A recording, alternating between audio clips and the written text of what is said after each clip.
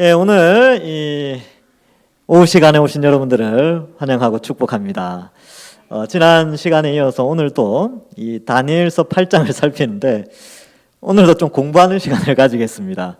제가 이제 말씀 준비하면서 이거를 어떻게 해야 될까? 왜냐하면 우리가 이 세계 역사에 원래 좀 관심이 없지 않습니까? 왜냐하면 우리 역사도 솔직히 알아가는 게 쉽지가 않은데 세계 역사를 알아간다는 건 좀 쉽지 않은 일이고, 특별히 이 다니엘의 환상을 통하여서 나타난 그 역사의 한 현장을 요 짧은 한 장을 통하여서 수백 년을 한꺼번에 본다는 것은 참 쉽지 않은 부분입니다. 그런데 그래도 하나님이 이 말씀을 해놓으셨고 오고 오는 세대가 이 말씀에 대한 역사적 인식을 명확하게 하기를 원하셨기 때문에 오늘 이 지난 시간에 이어서 말씀을 드리고요. 많은 분들이 그래도 여러분들 궁금한 거 있지 않습니까? 바벨론 포로로 잡혀가고 예수님이 등장할 때까지 이 부분은 살짝 우리가 잘 몰라요.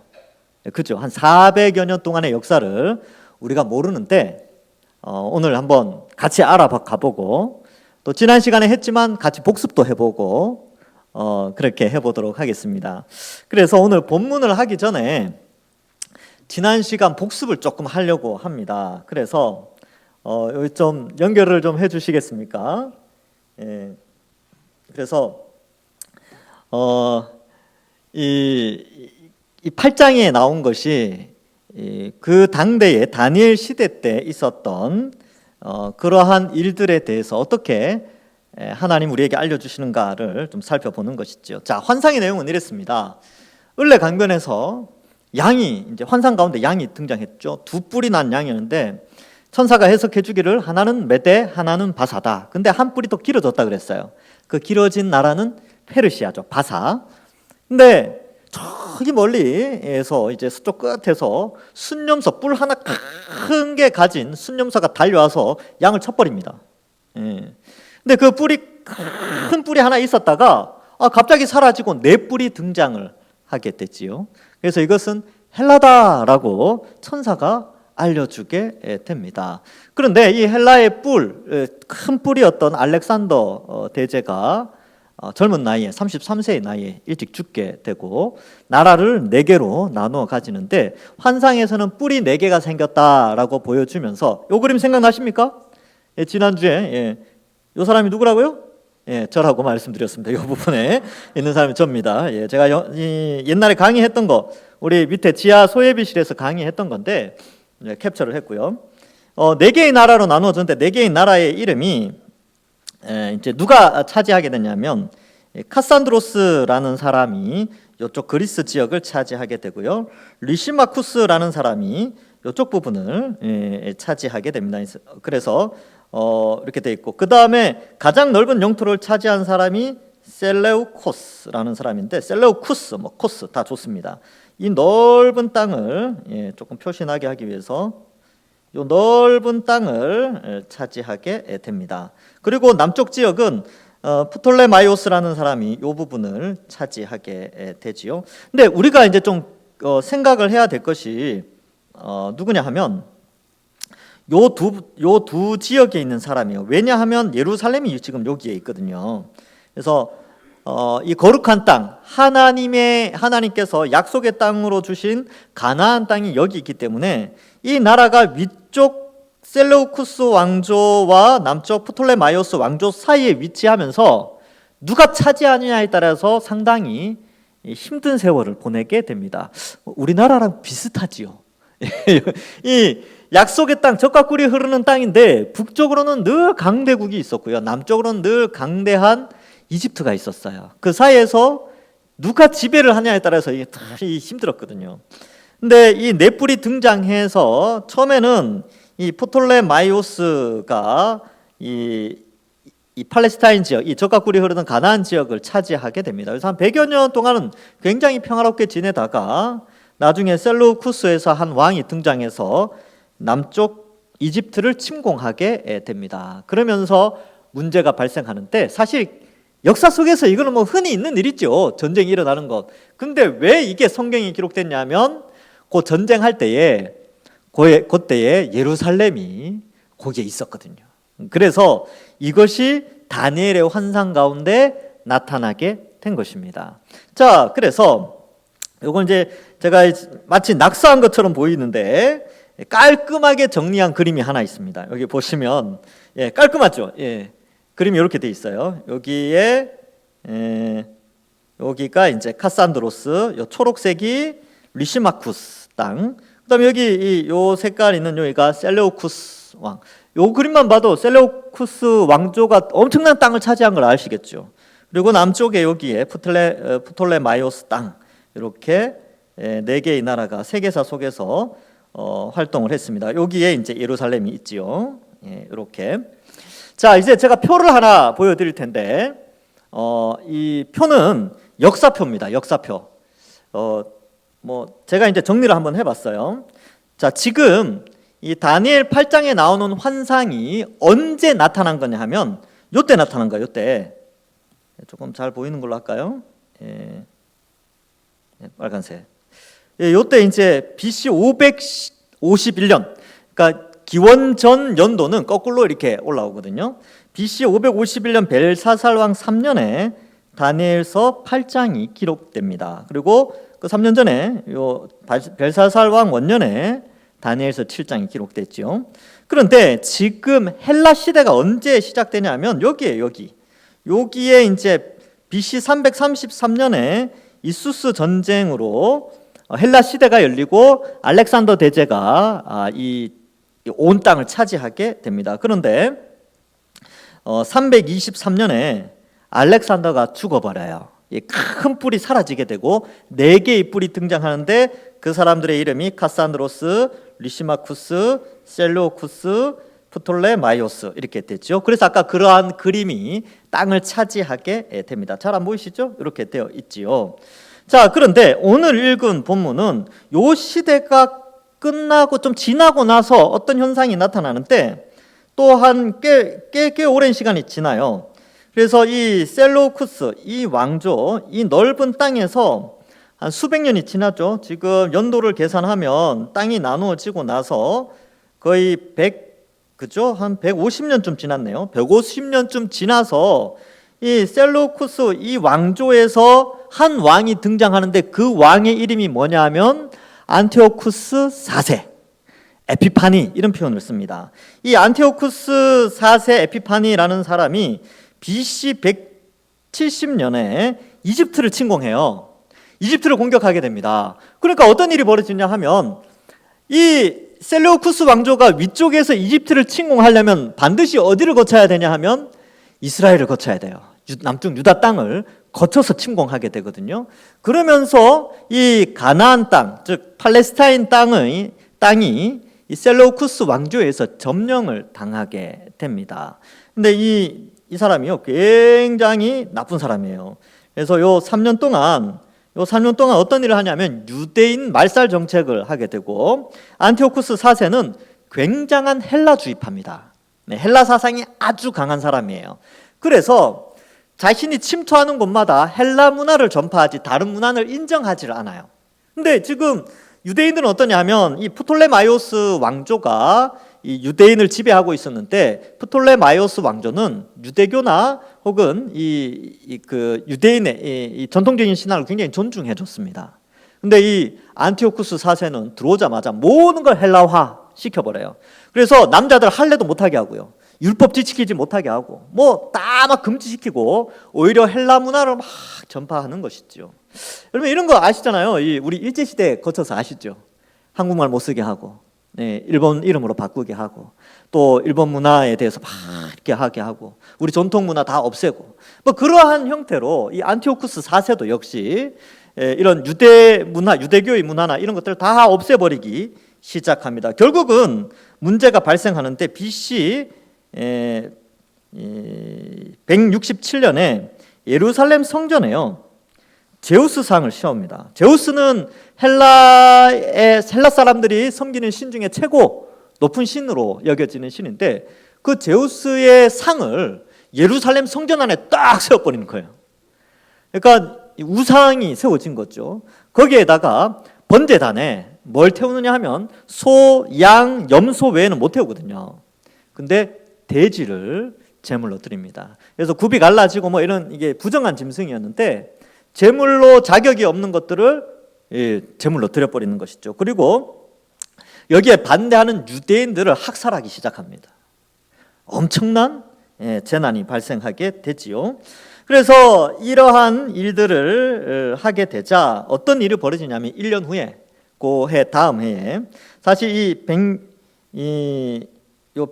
그 역사 기록에 보면 BC 167년 혹은 뭐 이제 168년 뭐 어느 나라의 연도를 쓰느냐에 따라 조금 다른데 12월 16일인가 그래요. 그때 제우스상을 세우게 됩니다. 그래서 하여튼 그 상황을 보고 연말에 그런 일이 벌어졌으니까 유대인들이 들고 일어난 것이죠. 그래서 마타디아스, 마띠아라고 하는데 이 마타디아스가 이걸 견디지 못합니다. 유대인 중에 마타디아스가 마띠아죠. 그래서 여기에 대해서 이제 반란 운동을 깨하다가 죽습니다. 근데 그의 아들이 3명이 있었는데 유다, 요나단, 시몬.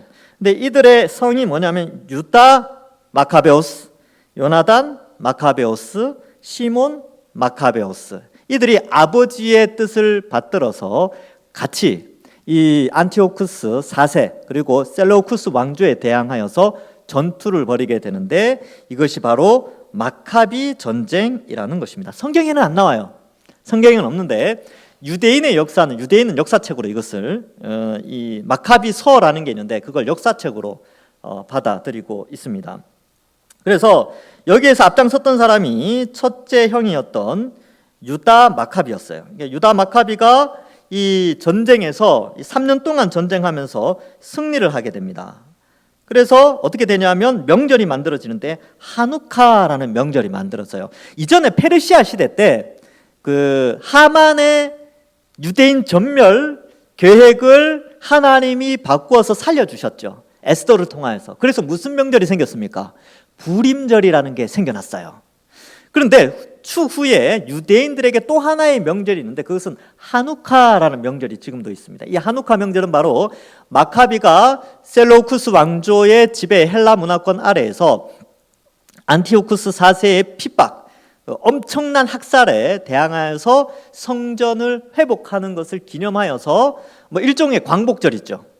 그들에게 유대인들에게서는 하누카라는 명절은 광복절로 여겨집니다. 그래서 이때에 유다 마카비가 전쟁에서 승리를 이끌게 되고 이제 유대를 독립 국가로 이제 다스리게 돼요. 그래서 이게 아주 독특한 현상인데 이때까지 그 다윗 왕조의 마지막 왕이 멸망하고 나서부터 바벨론, 페르시아 BC 586년부터 이 BC 164년까지 단 한 번도 이스라엘의 독립된 왕조가 세워진 적이 없어요.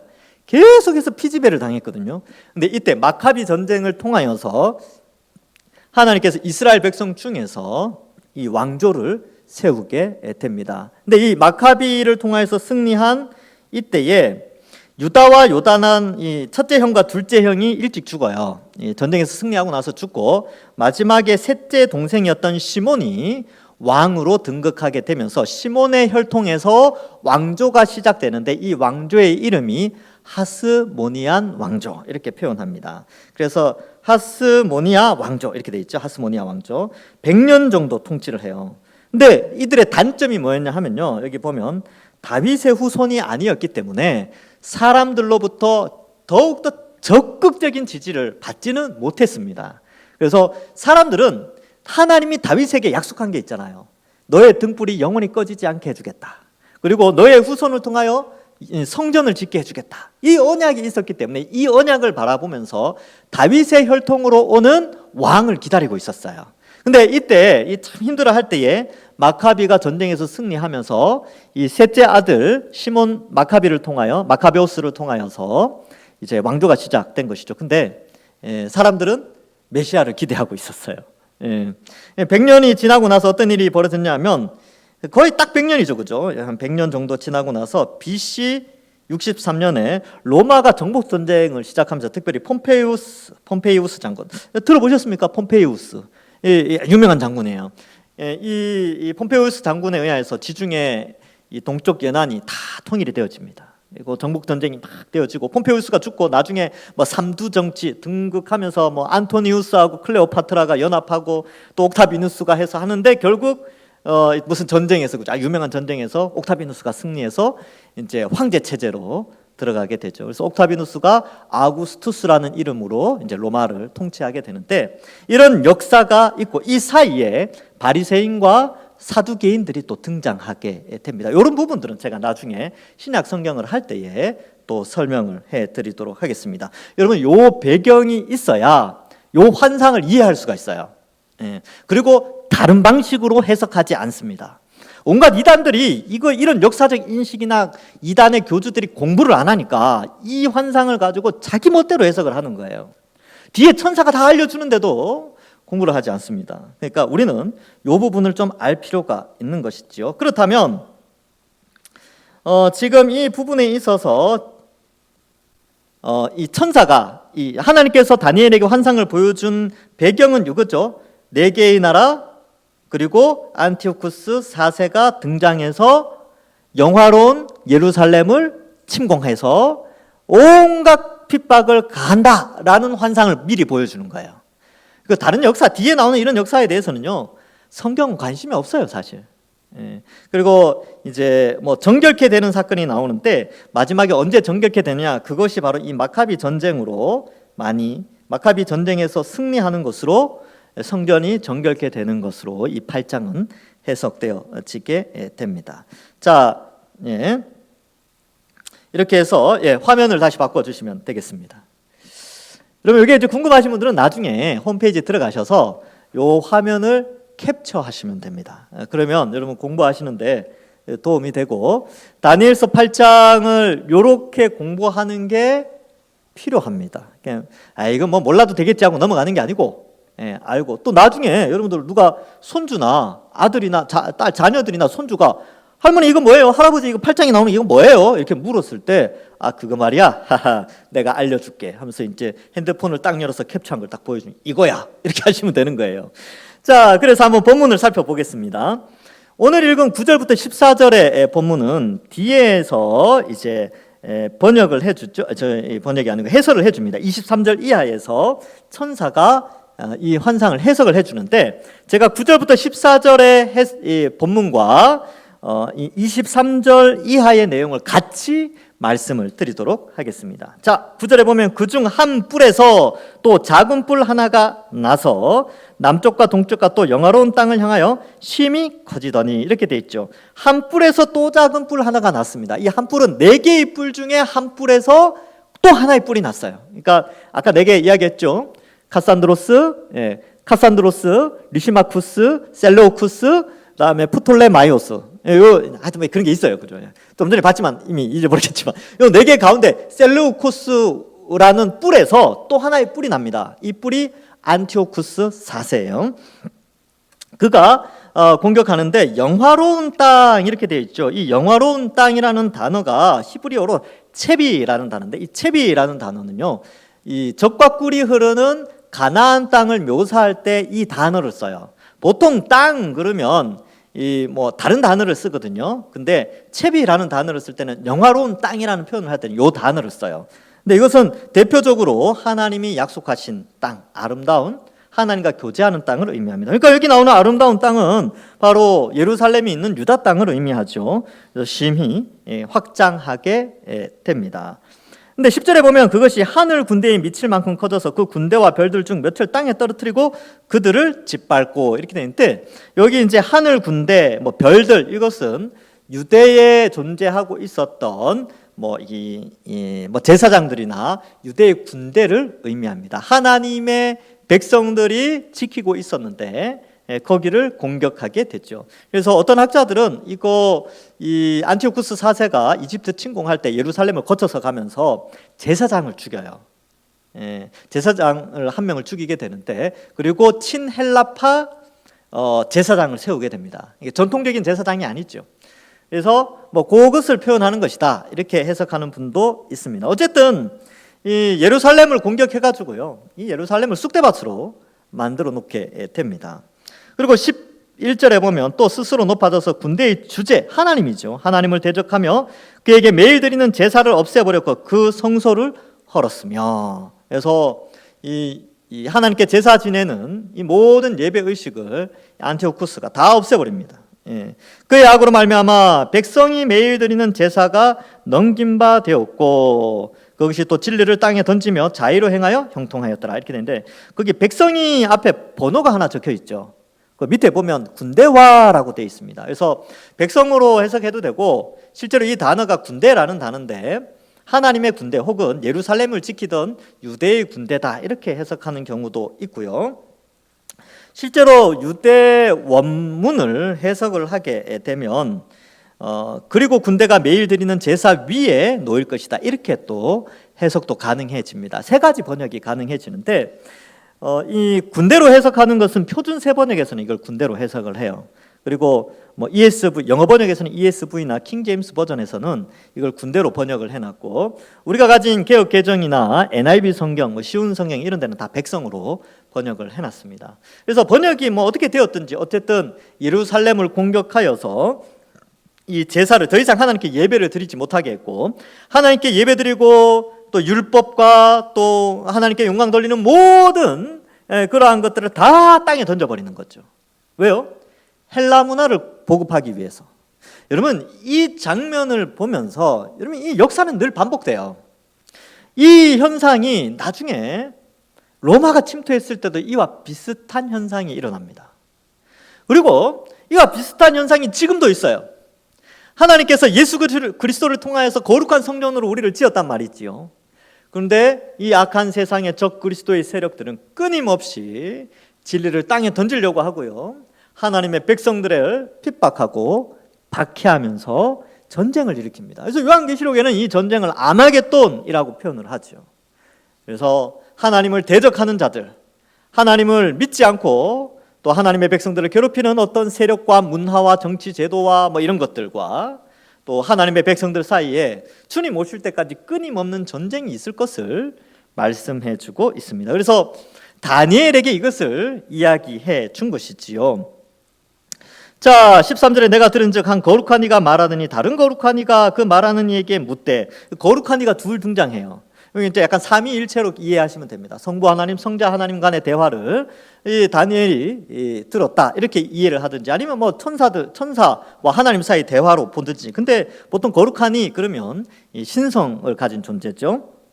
그래서 묻는 거예요. 환상에 나타난 바 매일 드리는 제사와 망하게 하는 죄악에 대한 일과 성소와 백성이 내준 바 되며 짓밟히는 일이 어느 때까지 이를 것입니까? 이 괴로움의 박해 상태가 언제까지 이를 겁니까? 이것을 질문하게 되지요.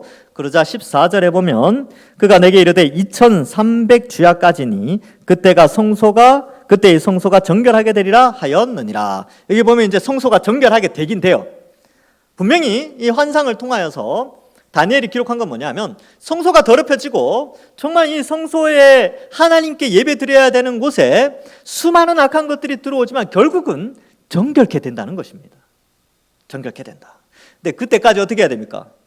인내해야 되죠. 자, 그러면 보세요. 지금 다니엘이 이 환상을 볼 때가 BC 551년입니다. 근데 이 일이 일어나는 것은 BC 170년에서 167년 사이에 일어나는 일이지요. 몇 년 정도 갭이 있습니까? 거의 뭐 한 350년 이상의 뭐 하여튼 엄청난 갭이 있죠. 근데 왜 350년 전에 300년, 400년 전에 이 예언을 주셨는가? 그때에 이 일을 당했을 때에 유다 백성들이 당황하지 말라고. 이것은 다 예견되어 있었고 하나님께서 역사의 주관자가 되시니까 하나님의 백성들은 흔들리지 말고 하나님을 의지하며 신앙을 굳게 붙잡고 나아가라고 미리 다니엘에게 이 환상을 통하여서 인류의 역사의 미래를 알려준 것입니다. 우리가 볼 때는 과거죠. 우리가 볼 때는 과거지만 다니엘의 입장에 있어서는 이 환상은 미래에 일어날 일들입니다. 그러니까 미래에 이 시대에 담당했던 세대는 이 말씀을 통하여서 현실에서 어떻게 미래를 준비해야 되는지 알게 되는 것이고요. 여러분 우리도 마찬가지죠. 지난번에도 말씀드렸다시피 이러한 본문이 우리에게 주는 메시지가 있습니다. 그것은 뭐냐면 우리에게 주어진 미래의 메시지가 있어요. 성경을 통하여서. 어떻습니까? 주님 반드시 다시 오신다는 거죠. 주의 초림과 재림 사이의 기간에 우리가 살고 있으며 우리가 맞닥뜨린 과거의 이 신약의 저자들이 예언했던 미래는 우리가 살고 있는 현재입니다. 그죠? 그래서 주님 오실 날이 멀지 않았고 지금 2000년 전 초대교회 성도들은 상상도 할 수 없었을 만큼 예수 믿는 사람들이 엄청나게 지구상에 퍼져 있게 되죠. 어마어마한 숫자가 예수님을 믿게 되어 있으며 또 2000년 전에는 상상하지 못했던 지구가 동그랗다는 것을 드디어 발견하게 되고 인구가 2000년 전에 그 지중해 연안에만 몰려 있는 게 아니라 전 세계에 흩어져 있다는 것도 깨닫게 되어진 것이죠. 우리는 이제 신약 성경의 저자의 미래에 살고 있는 미래 세대입니다. 근데 우리는 이 성경에 기록된 것들이 다 이루어지고 있다는 것을 보고 있죠. 어떻게 해요? 예수님이 말씀하셨잖아요. 이 천국 복음이 온 천하에 전파되어지면 그제야 끝이 오리라. 그리고 이방인의 충만한 수가 차면 유대인들이 회개하여서 그리고 온 이스라엘이 구원받고 끝이 오게 되는, 그러니까 유대인들이 복음을 거부해서 이방인으로 복음이 전파되어지고 이방인에게 복음이 전파되니까 그 가운데 유대인 중에 아주 소수가 시기를 발동하여서 예수님 믿게 되고, 그러나 나중에 이방인의 충만한 수가 찰 때쯤 유대인들이 회개하여 하나님께로 돌아오는 이 미래가 우리에게 곧 다가와 있다는 것이지요. 그리고 주의 재림을 통하여서 이 하나님 나라가 완성되는데, 문제는 그러한 예언서들을 읽어보면요, 전쟁이 있다는 거예요. 전쟁, 영적인 전쟁. 악한 세력은 끊임없이 주의 몸된 교회를 침략하여서 교회를 무너뜨리려고 해요. 어쩌면 많이 무너진 상태일 수도 있습니다, 지금.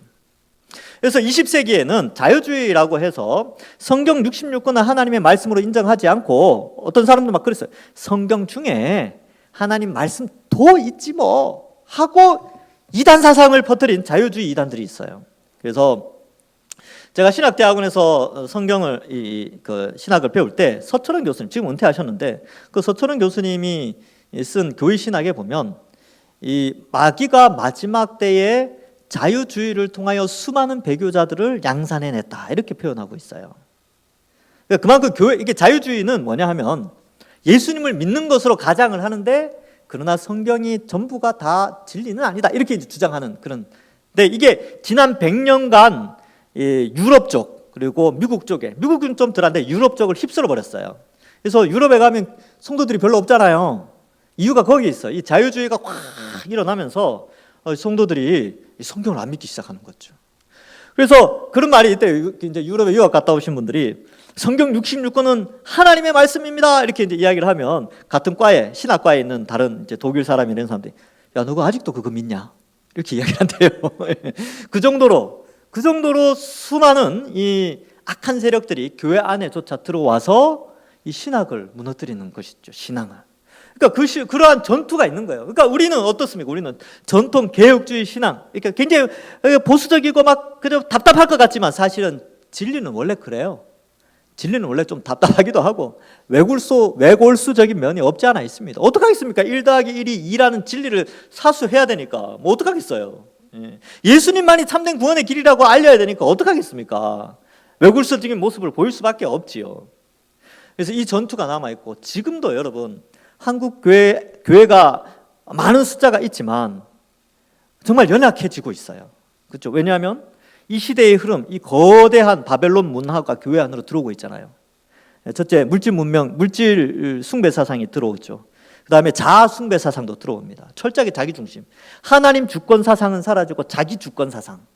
자기가 모든 걸 결정하고 자기가 모든 성경의 기준이 되어지며, 하나님이 아무리 이렇게 이야기해도 내가 판단해서 결정하게 되는 자기 주권 사상이 교회 안으로 들어오고 있습니다.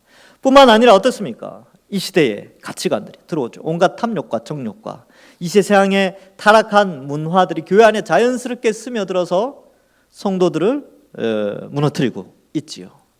이 전투입니다, 전투. 근데 우리는 자연스럽게 그런 것들을 또 받아들여요. 에이, 뭐 목사님 좋은 게 좋은 거죠. 아이, 뭐. 그래서 하나님이 교회를 지키기 위해서요, 목회자와 장로님들을 세워주신 겁니다. 왜냐하면 진리를 잘 지켜나가라고. 그래서 이 기독교 2000년 역사가 그렇게 세워져 왔던 것이죠. 그래서 진리에 순종하고 말씀에 순종하고 교회의 치리에 복종하라는 의미가 거기에 있습니다. 오늘 이 성례식 때 세례 받을 때 마지막 문답이 그거였죠. 교회의 7위에 복종하겠습니까? 네, 다 대답하신 분들이 여기. 그래서 당회 이렇게 목사님과 장로님들이 진리의 기준에 의해서 판단한 것들에 대해서는 순종하고 또 진리를 지켜나가려고 애를 써야 됩니다. 말씀에 근거해서 그렇죠. 왜냐하면 안티오코스 4세와 같은 존재, 그다음에 나중에 이제 또 그죠, 그런 거짓 사도들, 적그리스도 같은 이런 존재들은 끊임없이 인류 역사 속에서 활동해 왔기 때문에 교회는 이 전투에 정신을 차려야 되는 것이죠. 근데 여기 보면 성소가 정결하게 되죠. 나중에 마카비를 통하여서 1차적으로는 정결하게 되고 나중에 예수님을 통하여서 완전한 성전 정결이 나타나게 됩니다. 그리고 예수님의 재림으로 말미암아 새 예루살렘, 우리가 다 새 예루살렘이면서 새 예루살렘 백성이죠. 그러한 완성된 새 예루살렘을 우리가 경험하게 되는 것입니다. 그래서 23절 이하에도 보면 이 네 나라 마지막 때에 반역자들이 가득할 즈음 한 왕이 일어나서 그 얼굴은 뻔뻔하여 속임술에 능하다. 이 안티오쿠스 4세를 의미합니다. 권세가 강하고 어때요? 24절에 놀랍게 파괴 행위를 하고 자의로 행하여 형통하며 강한 자들과 거룩한 백성을 멸하리라. 이렇게 표현합니다. 여러분 정말 우리가 이제 상상을 해서 그렇지 실제로 경험당한 유대인들에게 있어서는 굉장한 충격이었을 거예요. 왜요? 예루살렘 성전에 제우스상이 세워지고 한 번도 드린 적 없는 돼지 제물이 드려졌거든요. 그리고 수많은 유대인 제사장들과 하나님을 섬기는 자들이 많이 죽어 나갔습니다. 성전의 피냄새가 멈추질 않았어요. 그리고 유대인의 전통적인 할례까지 다 못하게 만들고 율법은 다 지워버리는 그런 일이 일어났던 것이죠. 그래서 이제 26절 이하의 결론이 있죠. 이 모든 것을 보고 나서 이제 말합니다. 이미 말한 바 주야에 대한 환상은 확실하니 너는 그 환상을 간직하라. 이는 여러 날 후에 일임이라 하더라. 간직하는 방법이 뭐였을까요? 다니엘이 이 환상을 보고 이 환상을 간직하는 방법은 기록하는 거였죠. 그래서 이 다니엘서 8장을 기록하게 됩니다. 간직해서 후대가 알아야 될 거 아닙니까? 그렇죠? 그래야 미래를 준비할 거 아닙니까? 자, 27절에 이에 나 다니엘이 지쳐서 여러 날 앓다가 일어나서 왕의 일을 보았느니라. 그래서 여러분, 이 다니엘은요, 이 환상이 어떤 의미인지 자세히 직접적으로 경험하지는 못했어요. 미래의 일이니까. 우리도 마찬가지죠. 미래에 주님이 다시 오셔서 펼쳐질 새하늘과 새 땅, 그날이 있다는 건 알지만 막상 그날이 되어봐야 어떠한 상황이 되는지 아는 거예요. 근데 다니엘의 입장에서도 마찬가지죠. 어떠한 이 일이 어떻게 일어날지는 알지 못하지만 이 환상을 바라보면서 마음 아파했을 것 같아요. 왜? 성전이 더럽혀졌거든요. 많은 유대인들이 죽을 걸 알고 있었으니까 마음이 많이 괴로웠을 것입니다. 지쳐 있었죠. 여러 날 앓다가 왕의 일을 다시 보게 됩니다. 그래서 여기서 보면 또 의미 있는 것이, 여러분 우리는 이제 환상을 보거나 그런 세대가 아니에요. 우리는 기록된 말씀을 보는 세대입니다. 하나님께서 하나님의 일들을 다 성경 말씀에 기록해 놨어요. 다 적어놓고 이 성경 말씀을 통하여서 이제 우리는 하나님의 뜻을 발견하고 미래를 준비하는 신앙을 가지게 해주셨습니다. 그래서 우리가 이 성경 말씀을 알아가면서 미래에 대한 하나님의 계획도 알고 우리가 이 땅을 어떻게 살아가야 될 것도 알게 되어지고요. 다니엘이 또 이 환상을 보고 나서 어떻습니까? 왕의 일을 하죠. 그 왕은 벨사살 왕입니다. 그리고 바벨론이 멸망하는 12년 후까지 다니엘은 충실하게 이 신앙을 잘 지키게 되는 것이죠. 그것도 왕의 일을 계속 담당하게 됩니다. 여러분, 신앙은 이 균형성이 있어야 돼요. 하나님의 뜻을 발견하지만 현실에 떠나서 수도원에 간다든지 기도원에 가서 계속 거기 산다, 잠깐 가는 거 말고 계속 거기에 들어가서 아예 산다든지, 아니면 성도들끼리 모여서 저기 멀리 산꼭대기에 올라가서 수도 생활을 한다든지 어디 섬에 들어가서 산다든지 이런 것이 아니고 하나님의 계시의 뜻을 발견한 사람, 하나님의 말씀의 뜻, 하나님의 미래의 뜻을 안 사람은 현실에 충실한 사람들이에요. 다니엘 보세요. 이 환상을 알고 도망가지 않았습니다. 그는 그냥 왕의 일을 했어요. 자기 직업에 충실했습니다. 그러니까 지금 오늘날 이단들의 문제가 뭡니까? 주님 오실 날 멀지 않았다라고 하면서 집 팔고 땅 팔고 냉장고 팔고 뭐 그러잖아요. 뭐 다 팔아가지고 이단 집단에 다 돈 갖다 주잖아요. 아니요, 그렇지 않습니다. 그렇게 살면 안 돼요. 우리 청년들 열심히 공부하고 일하고 취업하고 해야 되는데 세상에 거기 빠져들어가지고 모든 거 다 포기해. 직장도 들어가지 않고 집도 가출하고 막 거기 들어가 살고. 신천지 집단들 보면 그렇잖아요. 이단들은 다 그렇게 하는데 다니엘 보세요. 이 엄청난 계시를 깨닫고 나서도 왕의 일에 자기 직업에 충실하지 않습니까? 이렇게 살아야 됩니다. 여러분, 우리도 마찬가지죠. 우리가 성경을 통하여서 야, 주님 오실 날이 멀지 않았구나. 그래서 내가 지금부터 열심히 기도하고 말씀 보고 그렇게 해야죠. 전도하고 교회 봉사하고 그렇게 하셔야 됩니다. 그러나 월요일부터 토요일까지 여러분들이 속한 가정과 직장과 거기에서 또 그 일을 잘 감당해 내셔야 합니다. 그것이 바로 이 알려진 미래를 통하여 현재 우리가 하나님이 우리에게 알려주신 계시의 말씀을 통하여 현재 우리가 살아가는 삶의 방식이 되는 것입니다. 헛된 것을 쫓아가는 것이 아닙니다. 우리는 구체적인 것을 쫓아가기에 구체적인 신앙생활을 해야 하는 것이지요. 그래서 여러분, 신앙생활 잘 한다는 것은요, 교회에서 신앙생활 잘 하는 것뿐만 아니라 평일에서도, 평일날에도 신앙생활 잘 해야 됩니다.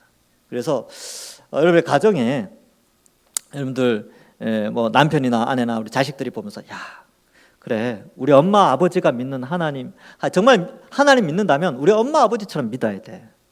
우리 아내처럼 믿으면 그건 진짜 예수 믿는 사람이지. 우리 남편처럼 예수 믿는 사람이 진짜 예수 믿는 사람이지. 이런 고백이 나와야 된다니까요. 그래서 미래를 준비하게 되는 것입니다. 알려진 미래입니다. 그러나 우리는 준비하는 신앙을 가져야 되는 것이죠. 주님 오실 날 멀지 않았습니다. 우리는 영적 전쟁 가운데 있습니다. 그러니까 이 무장하기 위해서 말씀을 부지런히 매일매일 읽고요, 매일매일 기도하셔야 됩니다. 기도를 하면 내가 얼마나 연약한 존재인지, 또 기도를 하는 것은 하나님을 의지하면서 살아가는 인생이죠. 기도를 하는 것은 세상의 돈이나 명예나 이런 것들을 의지하지 않는다는 의미가 있어요. 오직 하나님을 의지한다는 뜻이 있기 때문에 기도하셔야 되고요. 그리고 전도하십시오. 우리 주변에 죽어가는 영혼들, 주님 언제 오실지 모르는데 내 사랑하는 사람이 예수님 안 믿으면 어떡합니까? 전도하셔야죠. 그리고 교회에서 할 수 있으면 이제 봉사도 하시고, 봉사할 기간이 지났다면 기도로 봉사하시면 됩니다. 기도는 숨이 멈출 때까지 할 수 있는 거거든요. 그 교회를 위해서 기도 많이 해주십시오. 또 젊으신 분들은 더 봉사하시고 예배 잘 참석하시고 그러면 되는 것입니다. 그게 미래를 준비하는 것이죠.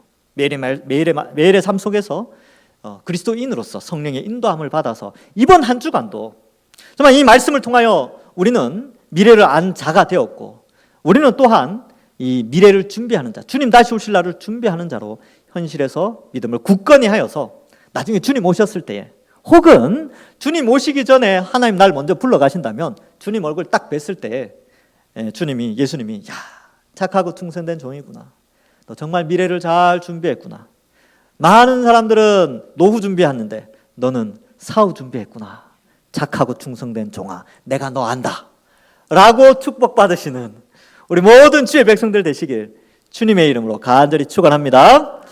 기도하겠습니다. 하나님 아버지, 은혜를 감사합니다. 우리에게 성경을 통하여 미래를 알려주시고 또 과거에 예언되어졌던 미래의 세대에 우리가 살아갈 수 있도록 은혜 내려주시니 감사합니다. 이제 주님 다시 오실 날을 우리가 바라보면서 세상 가운데 영적 전투 가운데 있사오니 우리가 이 영적 전쟁에서 승리하며 또 일상생활 속에서 그리스도임을 나타내고 그리스도인임을 나타내고, 또한 말씀 보고 기도하며 또한 전도하고 또 주의 몸된 교회 잘 섬기고 예배 잘 드리며 매일을 주일처럼 살아가는 모든 주의 백성들 되게 하여 주옵소서.